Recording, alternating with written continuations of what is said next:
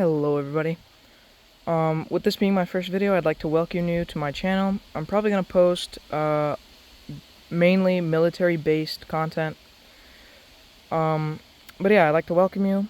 And for my first video, this is a World War II U.S. uniform and gear.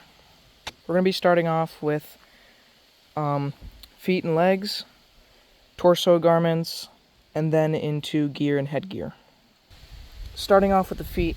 Also, disclaimer, I haven't worn or talked about this stuff in a while, so I'm not going to know the dates on a lot of these. But I know what they are and their names and all that, so I don't know. That's the most I can give you for right now. Starting off, these are the basic issue rough out leather boots. These reproductions I think came from Amazon. The sole, see, these are pretty worn, but it's the bottom. And when you buy these, I do recommend you put pads in them, because they can be pretty uncomfortable because they don't come with any. And sometimes you need to replace the laces. So these are waxed laces, and these have been dubbed and sealed very well. So these are going to be a very light leather color when you first get them, but when you wear them a lot, they look really nice. They look like this. But with these were the early war boots, so you're going to see these in the beginning of the war till they made the new pair of boots called double-buckled boots. I know they have a military name for them, but that's the commonly known name. I think they were made in 1943. If I'm wrong, I'll correct that in the video, but I'll put a picture somewhere on the screen of those. And it's basically just this with a leather cuff that goes around your upper leg and is secured with two buckles. But this is the early war boot, and these are low boots, so to be worn without any debris getting into your boots. Alright, these are canvas gaiters. These would be worn over the upper part of the ankle boot, like that. And this strap goes around the bottom and connects here to secure it to the bottom of the boot. And these are Marine Corps gaiters, because I decided to buy those because the U.S. Army version have probably, if not double, the lacing, and those are very annoying. These are very annoying to put on with this many laces, so you can imagine even more. So these are the Marine Corps gaiters. If you want to look the part but have an easier time putting them on, you should get the Marine Corps version. But they look exactly the same, I think, except for the color. It's just the Marine Corps ones are a little bit darker. But those are gaiters. They'd be worn just like that over your boots. So next up are pants. So I have two types of pants here. I believe there was another pair of pants in this group here. But I'm going to start off with HBT, or drill pants. So these would be worn for training, and such, and just doing drills on base and stuff like that. So these are just a cotton-based pants with these very large cargo pockets on your hip and extra belt loops to go for your belt. These have a hidden fly with an exposed top button and exposed. This is a double button system. These are purchased from at the front. So are the gaiters in the last clip. But those are your HBTs worn for training. Next up are the wool pants. These are wool pants. These are the ones you'll probably see in combat. This is an original pair. Good condition. You can see it's cotton lined. Again, hidden fly, double button system like the last pair, except these are plastic buttons and it's wool pants. So yeah, these are the ones you would that you would see be worn during combat. I know there was, I think this was the later version. Alright, I'm wrong here. The pair that I have is pre-1942. During 1942, they stopped producing the pair that I have. In 1942, after the pair that I own, they started making the darker pair. And again, lots of reinforcement for the belt and loops. Alright, starting next with torso garments. I'm going to go from bottom layers all the way to the top layers. So starting off here, this is not an original shirt, by the way. This is just an example here of a basic green tee that would be issued just for under everything. It could be used for training, literally anything. Hot weather. You might even see them be worn in for guarding. Nope, they would not be used for guarding duty. Basic green shirt. Next up is the under jacket. I believe this is also the later version. These came with the pants. You can see they match quite well. But this is also wool. You'd wear your shirt under this, and you know, obviously France isn't particularly cold weather, so here in the U.S. You wouldn't wear all these layers. But yeah, when you're fighting in France, this is what you would want to. All these layers is what you'd be want to wearing. But this wool, again, plastic buttons like the pants over there, and this would be worn under your field jacket. It's got 2 wrist buttons, 2 front chest buttons, or pockets, sorry, and extra long so it can be tucked into your pants. And this could be worn for, you could see this being worn at camps where you're not in combat but you're still wearing an approved piece of garment for outerwear, if that makes sense. But you could wear this. This counts as a dress shirt too, so you could wear this with your pants and your polished boots.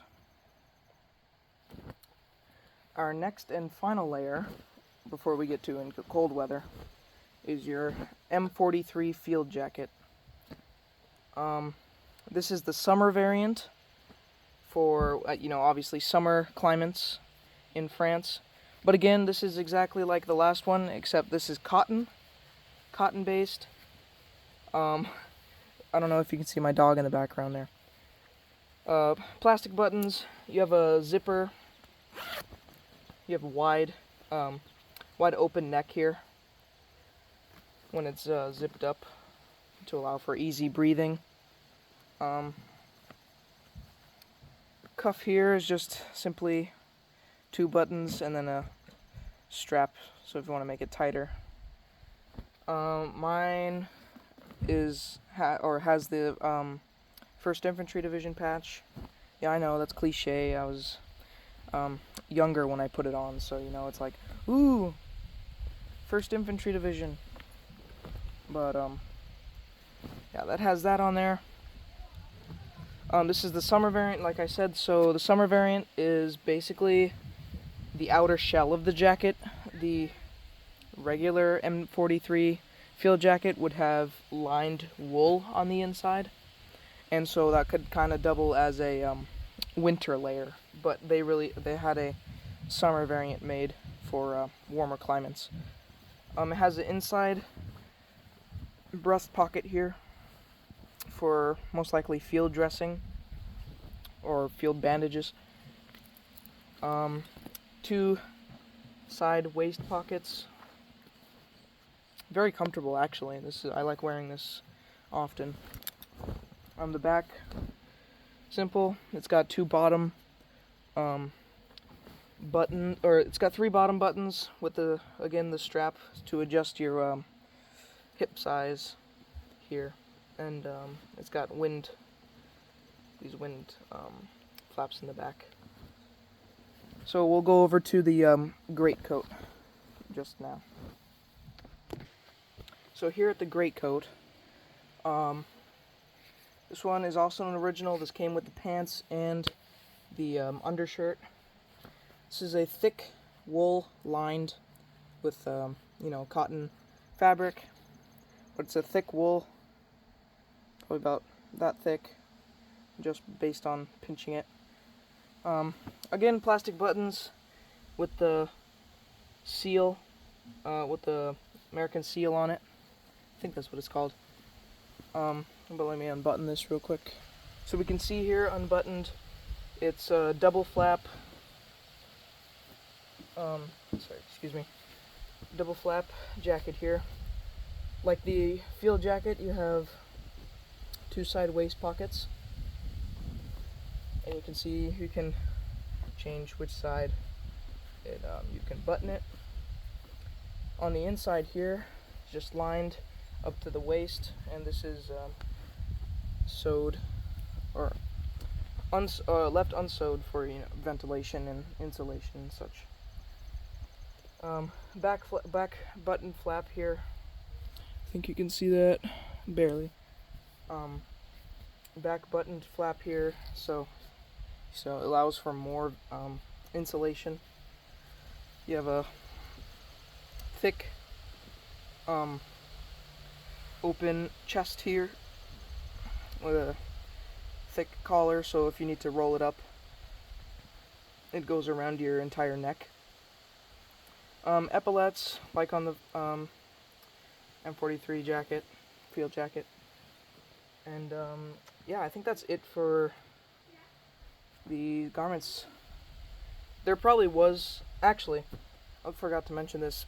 Alright, so I kind of screw up this next part, but basically I'm saying, I forgot to mention the M1943 jacket, which is on the right here. Even though I keep throwing around the word M43 around, even though I'm talking about the M41, because I thought I knew the right date. So, the one on the left is the M1941, the one on the right is the M1943. The 41 was made up until 1943, and after that, the 43 was seen after D-Day because the 41s were still being distributed because they had a surplus of them. So now on to headgear. So we're going to start with caps. For caps here, I only have one type. I know there was another type, or three other types, actually. This is called a Jeep cap. Word for cold climates. Really just universal hat. I do have another, it's called a Garrison cap. It's that cliche hat, normally worn on the side of the head. It's flat, I'll put a picture of that on the screen here, but I have one, I just don't want to go get it. And then there was I think it's a patrol cap, which is more of like a baseball cap looking hat. And that is an OD green, but this is a reproduction from at the front. It's really nice, it's warm. Just putting my hand in here is really warm. And yeah, that's the one cap that I have out right now. Alright, now onto steel helmets. So, onto steel helmets here. This is the M1 Steel Pot, as it's commonly referred to. I would say this is the best design-wise helmet in World War II. So, in the beginning of the war, America was still wearing the Brodie helmet or Kelly helmet. I'll put a picture of both of those here and here. The Kelly helmet was just an improved design of the World War I version Brodie helmet. But in, I believe, man, I don't know what year, but when the war started, we were wearing the old Brody helmet, but then we came up with the M1 helmet. So basically, the M1 helmet, as we can see here, I just have it marked with the M1 or the 1st Infantry Division painted on. This is a reproduction. You can tell. Actually, you can't. I don't know. Can't really. I mean, you can tell. But anyways, it's a reproduction. A World War II version would have fixed bales, and basically what that is just these bales here that hold on the chin strap would be welded in that position right there. But I believe in 1945 they changed it to swivel bale, which allowed them to move like how they are now. I've customized the chin strap recently, actually, to be more accurate to a World War II version, but the World War II versions had was just sewn around the bale. And this is not the color of the actual chin strap. The color of the actual chin straps would be a khaki color, khaki or tan color, made out of like a fiberglass material. Anyways, this is the chin strap. I don't know if you can see that. There's the front chin strap. Sorry, I missed that. There, and this has a textured paint. This isn't the right color. It's close though. Anyways, so the liner, simple. You have a leather sweatband, and then 3 triangle-shaped pieces of cloth that support the top of your head. And this is called the nape strap. It's for the back of your head. That's for the back of your head to rest on, and gave it actually a really comfortable feeling. That just unbuttons there, and yeah, and this entire pot or liner comes out, and that was very nice. That's why the helmet was liked by the soldiers so much. It's because you could cook things in this. You could dig tiny holes for with this. You could, I suppose, use it as a bathroom if you really needed to. Soldiers you see using it for shaving, cooking, you know, all of that. Basically everything you could use a bowl for. But then when all that's said and done, you can just stick your liner back in there and it becomes a helmet again. So yeah, that's the reproduction. And then here I have an original here with a reproduction liner. So one way you can tell an original helmet is obviously not only the paint. This obviously looks quite original here, and there's a little bit of green showing. I know the glare isn't the greatest from this sun here, but this reproduction, or sorry, the way you can tell these from being original is obviously, well, you can already tell, like I said, this is a swivel bale, so this was made in 1945. Alright guys, I'm gonna have to stop it right here and apologize. I don't know why I keep pulling all these dates out of my ass. It's even annoying me while I'm editing this. But I'm gonna fix it as much as I can. But just letting you know that I acknowledge that I'm doing this. And you can see here, I don't know if it'll come up on camera. There's a front seam just there. That means it was a World War II production. Any production after that will have a back seam there in the back of the helmet. So that's how you know it's an original. We'll always have a front seam. And then most of the times a fixed bale, but this one is not. Then I have a piece of paper in here that reads the lot number. This helmet was either made August 1944, so, sorry, I spoke wrong. The fixed bales were added in, or swivel bales, sorry, were added in 1944 instead of 1945. Were either made in August 1944 or September 1944, made by McCord, production, or McCord was a producer of helmets in the States. So here's the nape strap. This is obviously a very bad reproduction liner. The sweatband isn't the right color. The liner strap isn't, it's hardly even leather. Very cheap. And the nape strap doesn't even unbutton on both sides. It's just unbuttons on one. But it's just to get the point across. You know, you can have the thing in the front there. But that's an original. This one doesn't look exactly the same compared to this one, but that's to be expected from a reproduction helmet. But anyways, that's the M1 pot helmet worn by, you know, the U.S. soldier during World War II.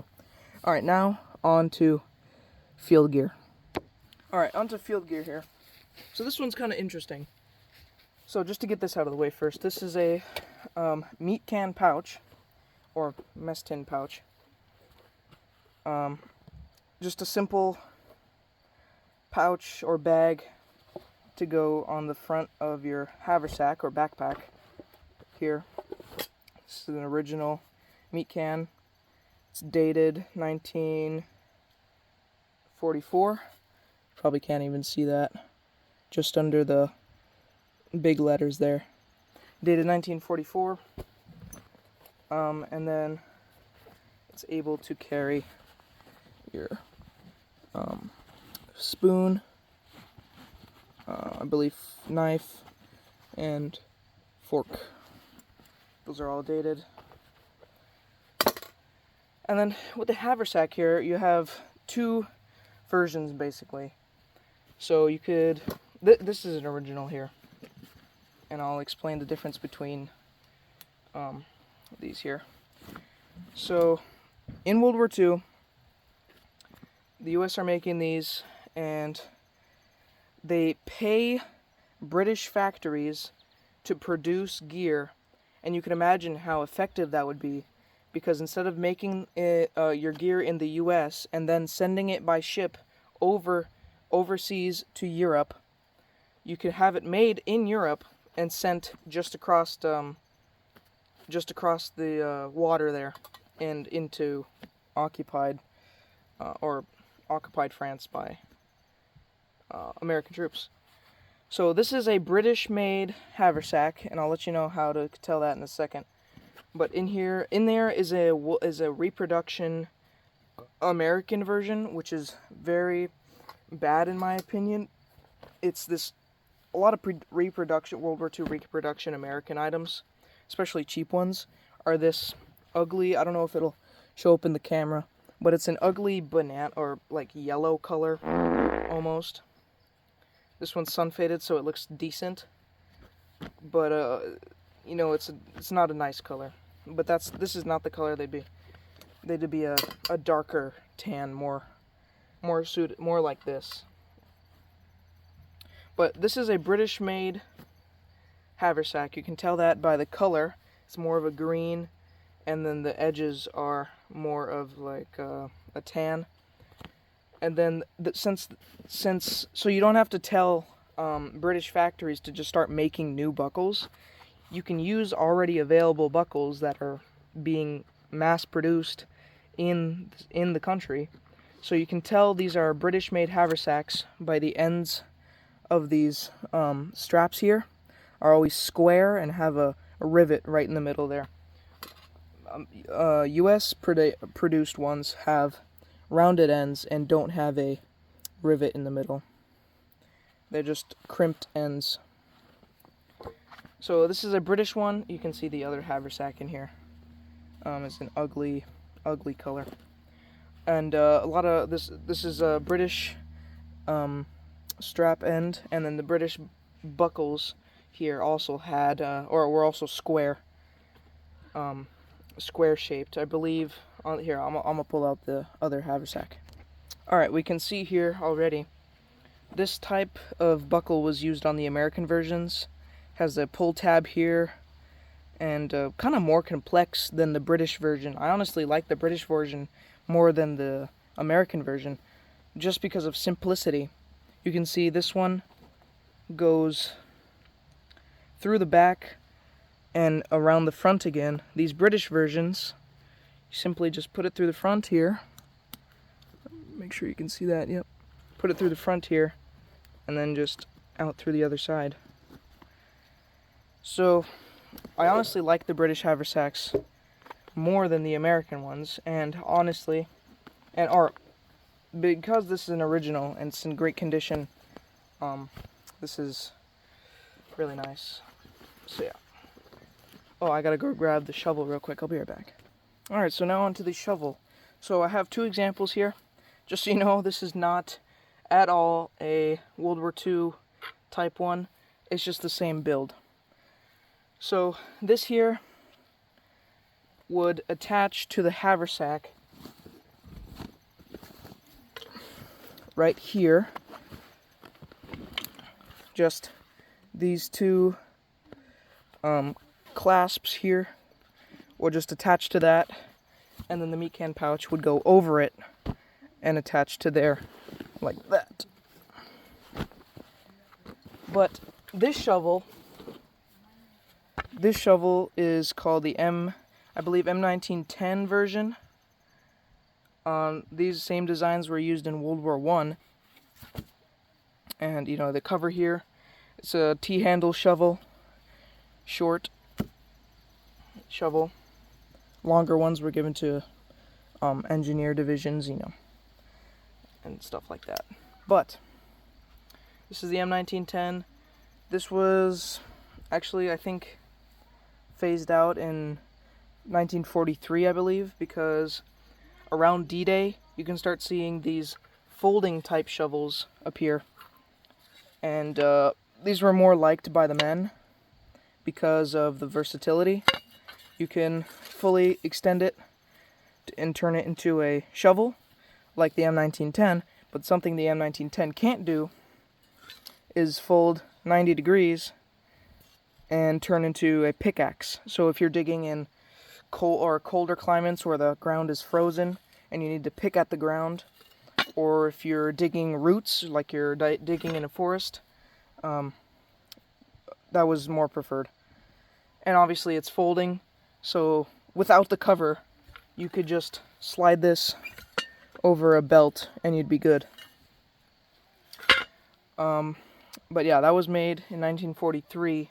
That type shovel. This actually wasn't made in 1943, but that type shovel was made in 1943, and these were still being issued by the time of D-Day. That's why you can see soldiers with the M1910 shovel on D-Day, is because we were just using these. We had a stock of them, so we were just issuing these until we ran out and had to start using the 43 versions.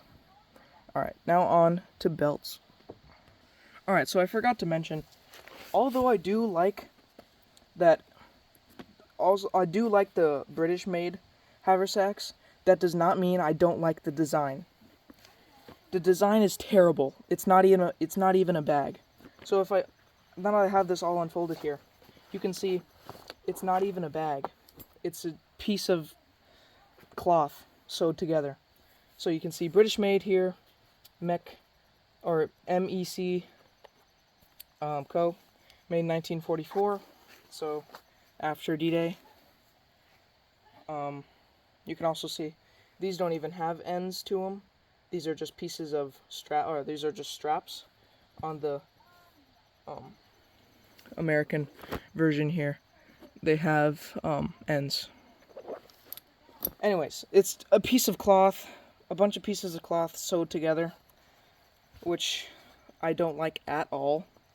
Makes it super hard to store stuff in, and just really annoying to deal with because the size of your contents can only be that big, and it has to fold up inside. So all that would go in here was extra clothing, rations, and, you know, other necessities. But this is only designed for everything necessary. This has almost to no zero room, or almost zero room for anything personal, if it was fully packed, of course. So you start with the bottom folding up, two sides folding in, and then the entire top flap folding over the whole thing. Straps here. There's two back ones. This attached to the back of your... Oh, crap.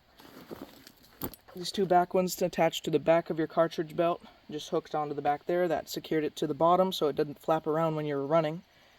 And these front ones attached to the front of your cartridge belt. And then if you would like to wear this as a backpack, not connected to your... not connected to your cartridge belt, there were loops here on the inside of the bag. You could just clip this to and wear it and just have shoulder straps as so. Alright, now on to cartridge belts. Alright, my favorite part here. So we'll start with the boring stuff, in my opinion. So here, this is not an exact replica of the actual belts, or belts worn in World War II. But this is around the same era, but it's a Marine Corps version. But basically, all the hardware would be black, and this might be a darker tan. That's the only difference between this belt and the originals. So that's, the belts you'd wear with your HBTs. It could be a dress belt. This is just a Marine Corps version. Alright, so now onto this pistol belt. This is an original. I haven't looked for stamps, but I don't know when this is made. I just know it's World War II production. So, here, starting off, this big snap would connect to this. This is M19 or 1911 mag pouches. This one says it's made in 1942, even though it's a reproduction. This is just a reproduction from World War Supply. I'll put a link to, I'll put a link to At the Front and World War Supply in the description. But this would just snap on to this like so. I'll show you here. There's a flap here. Just slips into the belt, and then you'd find the snap, and it's obviously an old snap, so it's not going. But anyways, it would snap, and then you'd have the pouch connected there, and this could be used for, this belt specifically could really be used for anything. This could connect to your haversack. This belt is basically just this belt without pouches. Really versatile. You have all these eyelets to connect shovel, canteen, first aid kits, bayonet, all of that stuff, and it's adjustable and really decent belt actually. Could use for MPs or military police. When you're on guard and you don't carry your rifle, you could just use the 1911. But yeah, that's that. And then here, kind of like an honorable mention. This is a M1 Garand bandolier. I have blocks of wood acting as blocks or cartridge blocks right now. But this is just an example of the bandolier, but just being it's a thing that straps around your chest area and carries extra ammo if you would like to carry extra.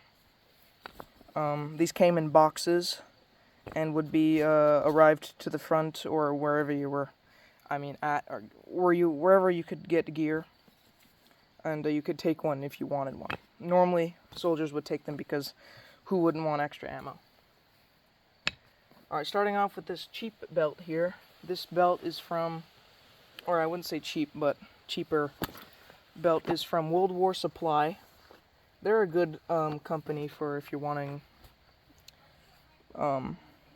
first time reenacting gear. This canteen, everything here is from World War Supply. This canteen I think is a set. You can just buy it all.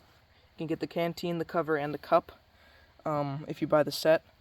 This is not the color I would have preferred, but actually now looking at this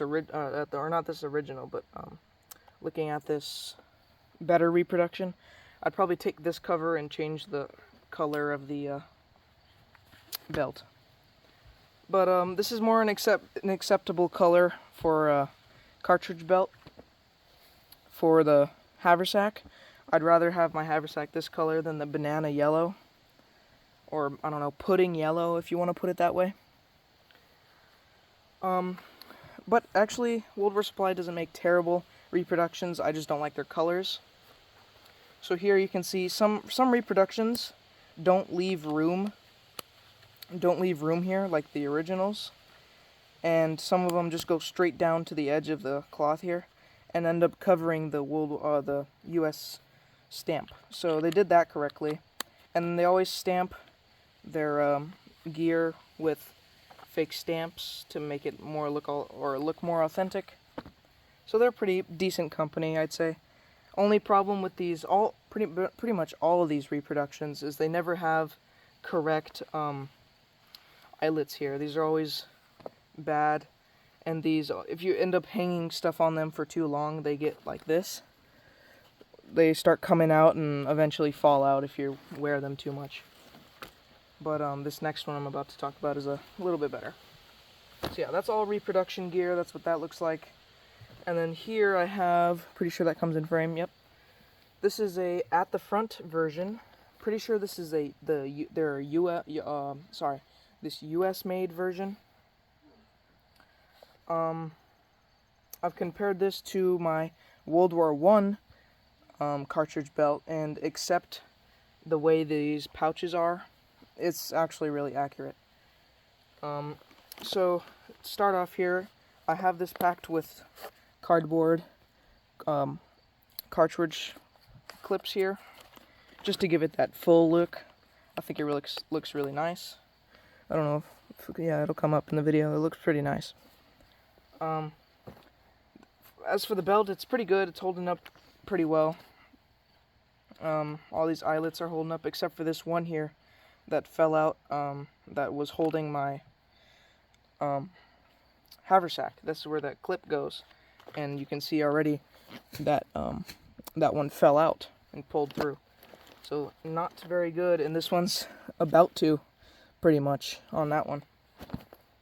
So I'll probably just finish hooking it there until it literally breaks. Anyways, starting off with the attachments here. I'll try to wrap the video up pretty soon because we're going on half an hour already. But this is an original canteen. Looks really nice. These reproductions covers, I don't know why, they're always really tall. Or actually, no, let me rephrase that. The bottles are always really short. So if I pull out the World War II original canteen here and compare that to the reproduction, I have, for some reason, every reproduction I've ever seen has or are short. So you can see the height difference there. I don't know why they're made like this. Maybe it's cheaper, easier to make. These are aluminum, these are steel. But these are always super short, so those always look terrible in the covers. But a World War II canteen always looks, in my opinion, beautiful in it. This one's stamped 1944. I don't know if you can see that. The cover is stamped 1943, and I'm pretty sure the cup is a reproduction, if I'm not mistaken here. Maybe not. Yeah, the cup is a reproduction. I do have an original in my collection. Maybe I'll do a more in-depth video on the cups later, but not now. Anyways, that's an original cover. You know, looks really nice. It's worn, so it looks good. Picked this up at like I think it was an antique store. So yeah, that's pretty nice. And then this pouch, or first aid pouch, has seen better days, but there was a stamp here on the back. This would say when it was made, but this thing is, like I said, has seen better days, and I don't know when it was made. I did get this in the trunk of a Vietnam vet, but I do think this is a reissued World War II one, which also might be the reason why it's so tattered, is because it's a reissue. But this is what the World War II first aid pouch. This would be worn on the belt, so you'd have one in your belt and in your field jacket too. This is just an Altoids can, spray painted green, which is actually a pretty good DIY first aid pouch, or first aid can, because I'll put one on the screen here. They look quite similar. And inside I just did some DIY stuff. This is like a pain relievant. You put this, or maybe it's a disinfectant, I don't know. But you put this on the wound, and then there's a bandage in there. Yeah, there's that. And then actually, I think that wraps it up for the video. So before I end the video here, I just set up everything, all the gear, how it's supposed to be. Here you can see the meat cans is connected to the haversack by those straps, like so. Like so. The shovel is under the haversack, and then something that the soldiers did is they took this bottom strap to secure this side of the haversack and wrapped it around the shovel. Obviously this is with the T-handle shovel, because with the foldable one, you'd only be about this short, so when you're running it wouldn't flop around as much. But with these T-handle ones, they wrap it around the handle and then strap it down. So when you're running, it's connected to the entire haversack, and obviously connected to this then. So obviously you have a lot less shake. And then, unlike in the video, this is the M1 Garand bayonet. Obviously for the M1 Garand. I'll put it out. So that's what it looks like. It's a regular bayonet with all the stuff on it. And that just attaches to the side of the haversack by those clips and this little piece of canvas for the bottom of the cover. And then as for the belt, like I said, I didn't connect these because I didn't feel like connecting them right now because I'm going to have to put it away all disconnected. So I didn't connect those, but it'd be connected right there. Then the canteen and everything is all the same.